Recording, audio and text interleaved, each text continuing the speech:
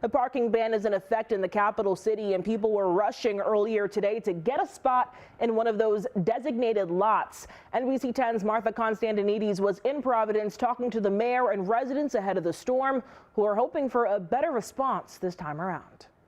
The city of Providence has been preparing all day for a potential blizzard, and the focus now is to clear streets so plows can actually do their job and avoid a repeat of the botched cleanup response from the last storm.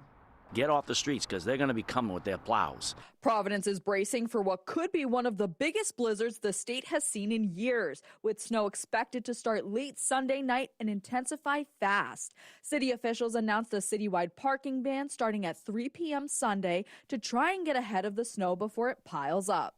People in Providence help us prepare, most importantly by moving their cars. Smiley says getting cars off the road is key because after the last storm, blocked streets slowed plows down and stretched cleanup into days. But for some residents, move your car is easier said than done, especially in a city where off-street parking is already limited on a normal day.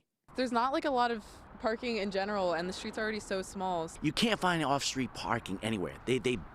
Parking ban is a parking ban. You are going to find problems. Lots open to residents during parking bans filled up quickly, leaving people circling neighborhoods and worrying about tickets and towing fees. In some cases, private garages like the Innovation District Garage are offering parking to residents for a reduced fee of $10. But Mayor Smiley says crews are trying to prevent the kind of multi-day snow buildup the city saw after the last storm. What precautions or extra precautions is the city taking for this blizzard to avoid a situation like last time? We've started the parking ban earlier today. We've increased our tow capacity fourfold. We're making these early announcements with Providence Police to help with compliance. We'll continue tracking the storm and keeping you updated. For the latest on parking options and snow coverage, you can head to turnto10.com. In Providence, Martha Constantinides, NBC 10 News Night Team.